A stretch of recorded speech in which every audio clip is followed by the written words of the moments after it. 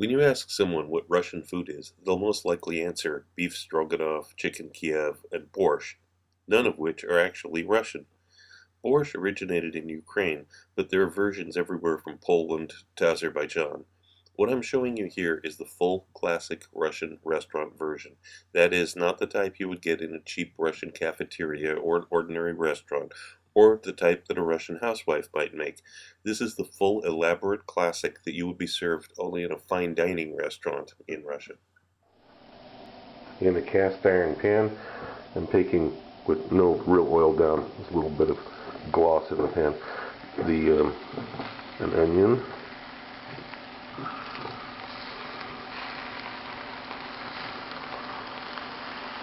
press it down, and I'm just going to let it sit here until it blackens.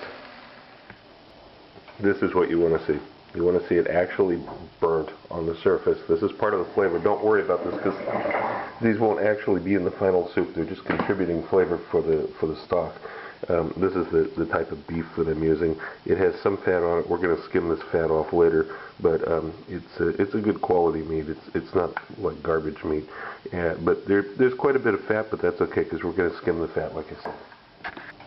Okay, into a pot with 2 liters of water, I put the meat. Now I'm putting these charred carrots and onions in there.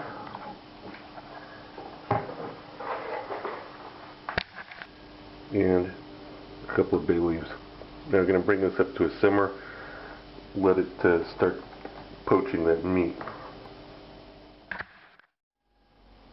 Now alternatively, you can use a pressure cooker. This will save you a lot of time and will actually give you a better result in this case. Traditionally you would just boil it until it's tender, but since I have a pressure cooker, let's use it.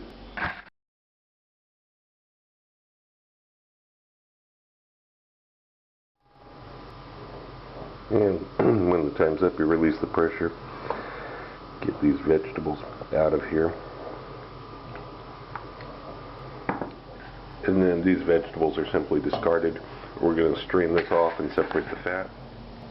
After you remove the meat and it's cooled, you have to go through it, look for any excessively fatty pieces or any pieces of gristle, and just get rid of those. It's going to take you a few minutes to go through it, but this will make the final soup much nicer. So just look through. You can see the pieces that are fatty and gristle. Just get rid of those. Toss them. And this meat was pretty lean, as you can see when I strain this broth into a fat separating pitcher. There's really very little fat in this. So in this case, since there's so little fat, I'm probably going to use I'm going to use butter and oil instead, and I'm just going to drain this off and forget about this fat. If we had a lot of fat in here, we could actually use that to fry the vegetables, but there's just not enough volume.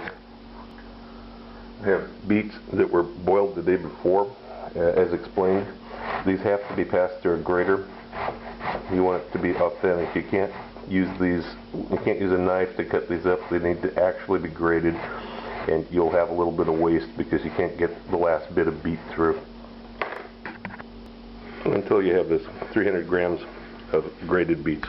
At the front of the stove, we have 2 pans that are being heated up. One's a skillet, the other one's a stock pot. They both have 1 tablespoon of olive oil and 1 tablespoon of butter in them. Sunflower oil would really be more traditional. I just like olive oil, but use whatever you like. At the back of the stove, I have the beef stock that was cooked with a singed carrot and the blackened onion. And I'm bringing this back up to temperature along with the meat that's been picked through. Get rid of all the fat and gristle off of that. I'm going to begin heating this again. Now when the butter melts and this begins to come to temperature, I'm going to cook the beets in here. And we're not looking to brown them. We just want to cook them gently in the butter and the oil. Sweat them. This is a step that really seems quite strange because usually you don't cook beets like this. You don't boil them and then sweat them. That's what makes this recipe work. It's what makes borscht really. And now in the other pan, I'm going to add that celery, the carrot, and the bell pepper. And the same thing here. We're going to begin sweating these vegetables off for a good few minutes. And you have to be patient with this. It's one of those peasant dishes. You know, peasants had a lot of time on their hands. They took care with ingredients. That's what this is all about.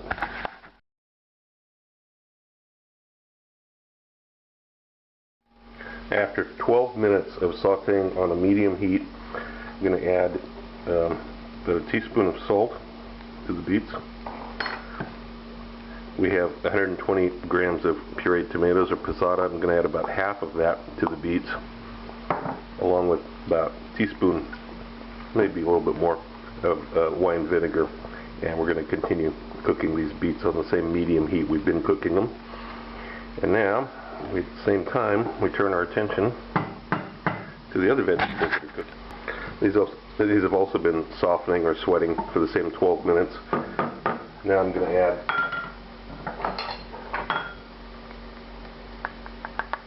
a teaspoon of salt to them, the rest of the pureed tomatoes,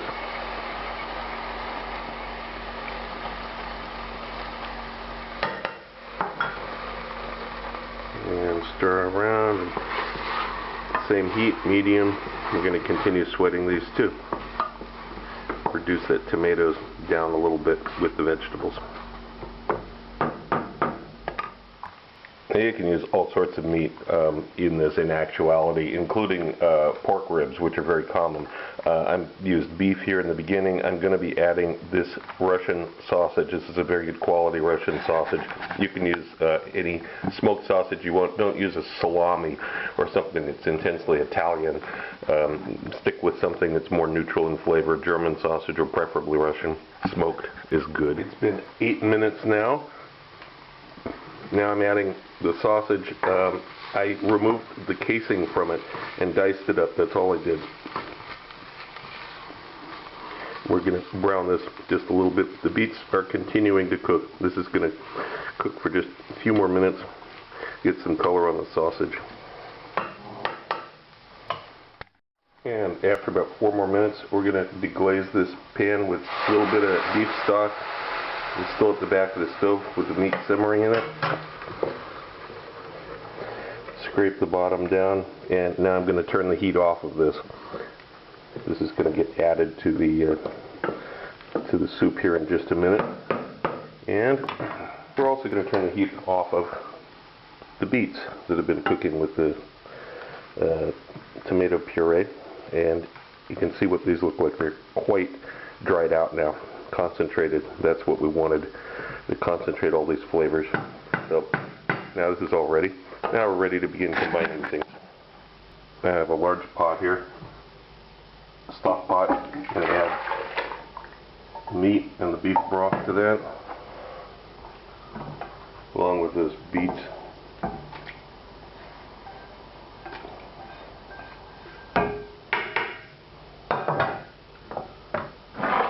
Vegetables, pan that I just deglazed here, carrots and the bell pepper and the celery. Make sure you get everything in there. Also, this is the time to add all of the finely diced shredded cabbage. Just cut this up with a knife. I'm also going to add another liter of water at this point. We'll have to adjust the exact amount of water as this cooks to get the consistency that you want. Begin heating this. Now I'm going to dice a little potato to go into this while this is starting to heat. And I'm bringing this up to a simmer before I add the potatoes and the garlic. Now, when it comes to a simmer, you can adjust the salt level a little bit at this point. If you want to go for something slightly not traditional, but very flavorful, and now very common in Russia because they sell these everywhere, instead of salt, you add one of these little gel packs of Knorr beef stock to it. This will concentrate the flavor. Certainly it's what we would do in a restaurant.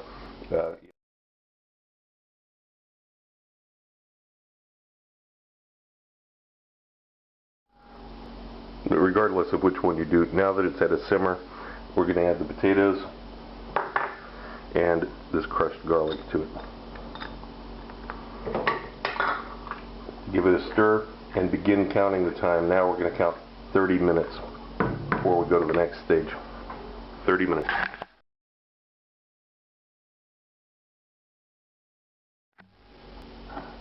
After 30 minutes of simmering, I'm going to add the dill and the parsley, and however much black pepper you want to add. See the notes there. Stir it, and we continue simmering it to the very last segment of cooking. Let it simmer a little bit longer.